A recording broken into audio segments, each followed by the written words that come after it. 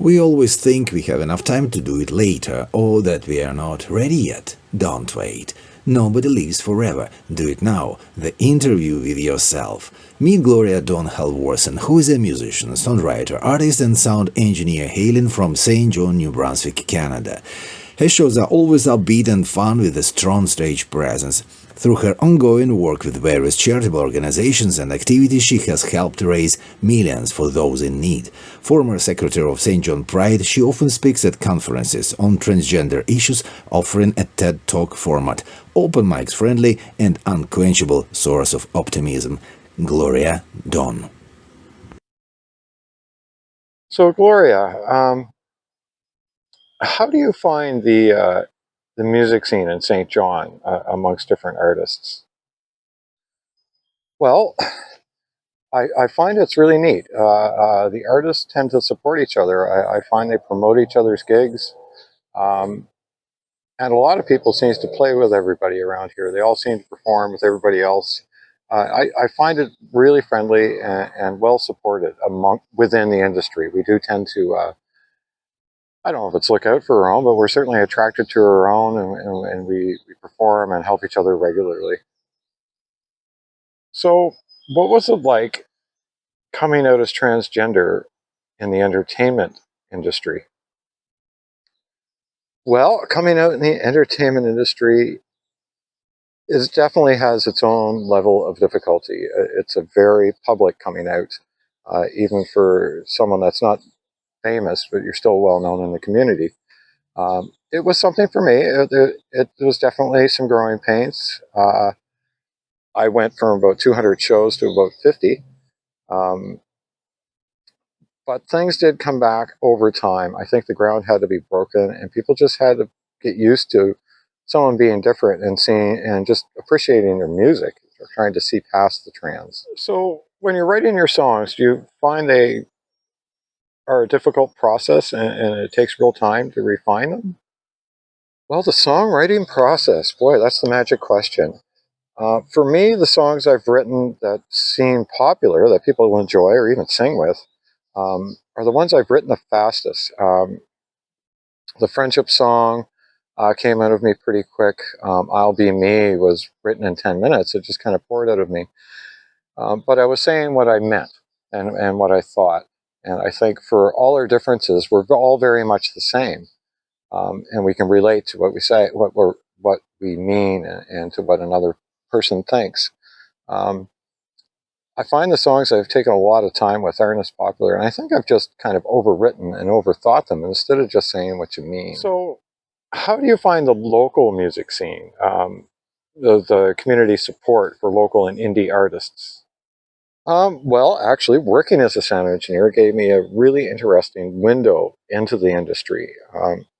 Essentially, I'm doing everyone else's show, which means I had a lot of different bands. At my heyday, I was doing an average of 9 bands a week. It was insanely busy. Um, so you did get to see a side of it. And what I did find is that there really is support for local artists, the local indie crowd. Um, People are buying the albums, they're going to the shows. It's really heartening to see that it happens. The local artists, that's the famous artists of tomorrow. They all come from a community. We're all from somewhere, and we have our roots. And we get somewhere because the community supported us. They came out to our shows. They bought our product, and we were able to grow and get our message out there. It's really nice. What kind of advice would you give to someone hoping to break into the arts and present their own material? Okay, recommendations for new artists. That is the loaded question. Um, I think the biggest thing is start playing with people and get out there, open mics, get yourself heard, make friends in the industry. Networking, it's important. It doesn't have to be this cold business thing. Make friends in the industry.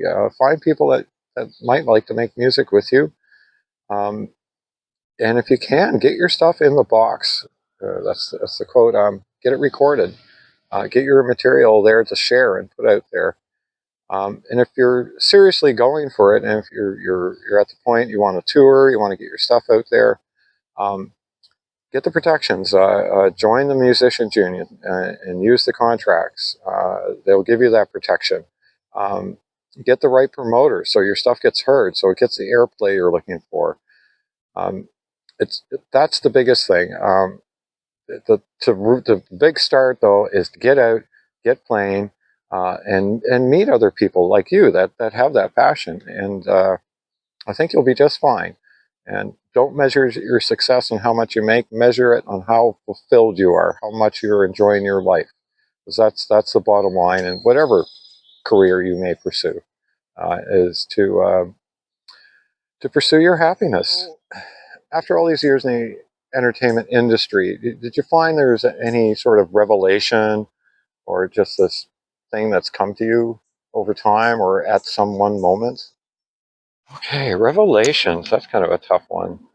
Um, well, it's more of a life revelation, so much as something in the music industry. But I think to me is that it just comes down to people.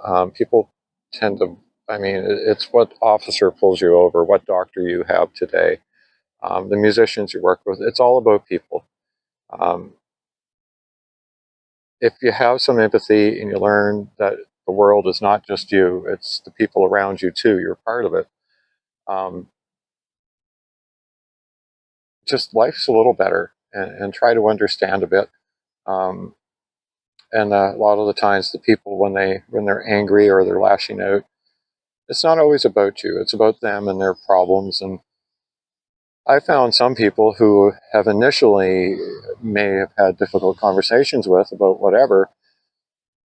Rather than shut them down, I listen to them. A lot of times, people just want to be heard and actually have the discussion. They don't really want to ram something down my throat. They just want to they want their message heard though, and they want to discuss it. And I welcome that. I think that stuff is wonderful, and that's how we grow. I don't think we should be scared of having difficult conversations. Um, I don't know if that's a revelation, but it's what comes to mind to me, and I find that's a point of personal growth when you can attain that and see beyond yourself. So, are there any special moments from the past year that you would like to share? All right, a special moment from the past year is, I've had a pretty good year that way. I think the most special one for me would have been Remembrance Day. Um, I'm a veteran. I did a couple of NATO deployments. Was loaned out to the German military for a bit. Also deployed with NATO forces.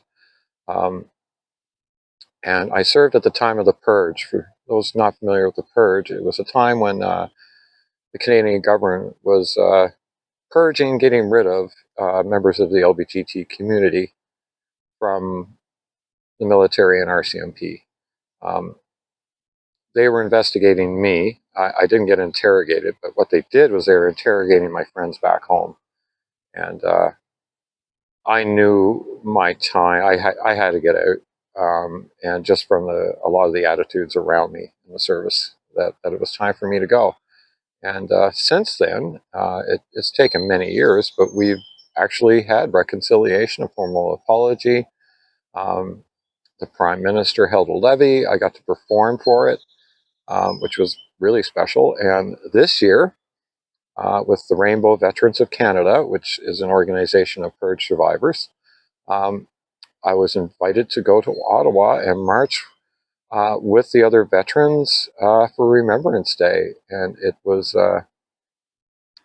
just an incredible healing thing to be able to do, and to be with other people that also have served, but also have endured the nightmare that was the purge. Um, it was healing on so many different levels. Healing on the sense of I'm accepted by my community and my country that I served, and and then I've also found kinship in people that are like me, and that understand and have similar experiences, both having served and having to dealt with the purge.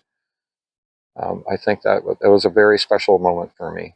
It was difficult. I had to relive a lot of painful memories, but it was important, and it was something I'm very proud and very grateful to have done. Well, the industry is generally not known for making people rich. That is definitely the exception, and it can be a bit of a slog to just to be able to stay afloat and keep going in the industry. What makes you keep going? What makes a person just keep going and just having to do music or something in the arts? Oh, what makes me keep going in this industry, and what makes someone do this? Well, it isn't the money, and that's for sure. Um, I think it's just a passion and a love for it. The love for me, it's the love of the music. I love it. Um, I started playing at 4 on the piano, along to the radio, probably very badly, but it never left me. There's something about it. It kind of gets in your blood. You want to play, you want to be heard, you want to play with people. Um, I think it's the same for anyone in any form of arts. It's more about a passion. You really enjoy doing it. You want to do it. You'll do sacrifices to do it. Um, but somehow there's a fulfilling thing. You get something back from it. There's a sense of fulfillment in it. It's it's a special thing. I don't know if I can really tangibly really give it an accurate put my finger on it, but there's something satisfying about pursuing what you love and surviving at it. It's a wonderful thing. So, would you say, or do you have a mission in life? A mission in life, boy. I think I've had different missions depending on the stage of my life. Um, these days, I think my mission is to have peace of mind, an enjoyable retirement, and get to play some music for a change. Before that, my mission was to gain human rights, to get laws passed where it was okay for me to be like this. Um, I think I accomplished some of it. Well, I shouldn't say I and others did. It was more than myself, but between lobbying and support groups that I'd set up, and just different activities, workshops, trying to be public, working with government to get things changed, to get flags flown. Um, that was a mission, and I think I accomplished a lot of it. And I think that a lot of it is being done by the next generation. They've taken the reins and they're running with it, and they're making it a mission to make it a better world too.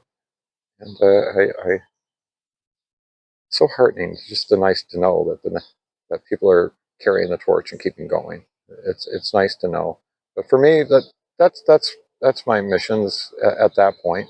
Before that, my mission was to work in the entertainment industry and actually be able to support myself, which I was able to attain um, through through sacrifice. It doesn't start that way. It's like trying to get into any trade. It takes time to work yourself into it. But I think if you really want it and you're willing to persevere and you don't mind moving around a bit, um, that you can do it.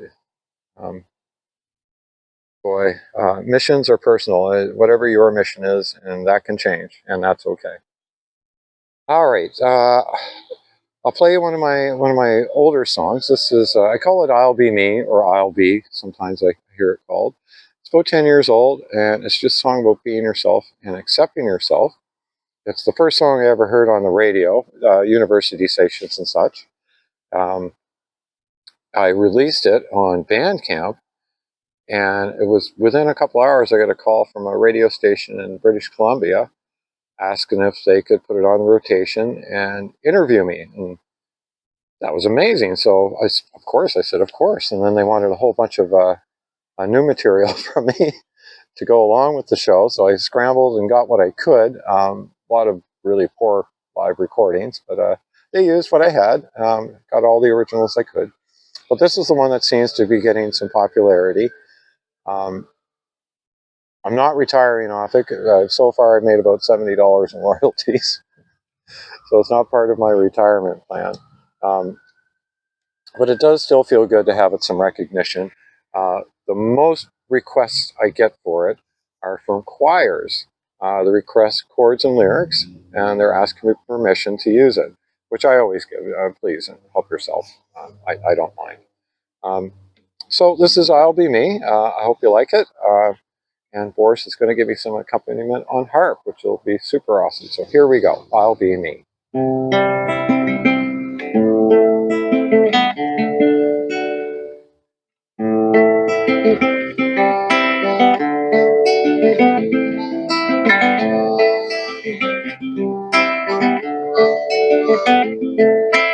People tell me to be myself, though they know me someone else. I have lived a life of hiding, I've lived a life of shame. I daydreamed of the day when I could just be me. Let the walls fall, let them fall, I'll be me after all.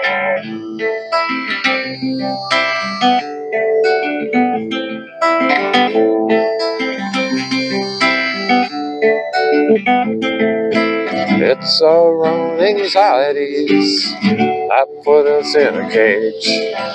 It's our own anxieties that make us contain pain. I will be me, I will be myself, cause it comforts me. I will be me, I will be, take me as I am now.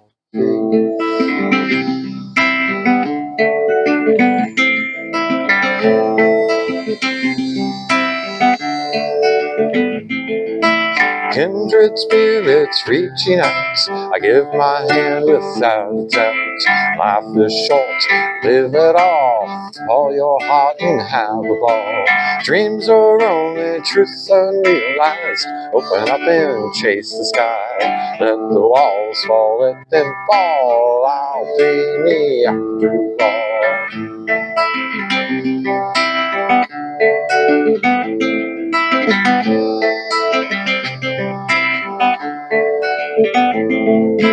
It's our own anxieties that put us in a cage. It's our own anxieties that make us contain pain. I will be me, I will be myself, cause it comforts me. I will be me, I will be, take me as I am now.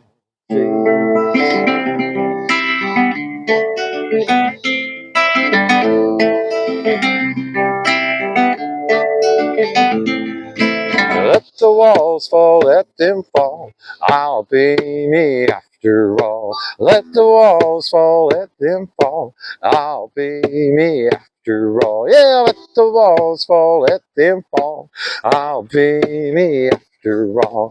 I'll be me, I will be, take me as I am now, please.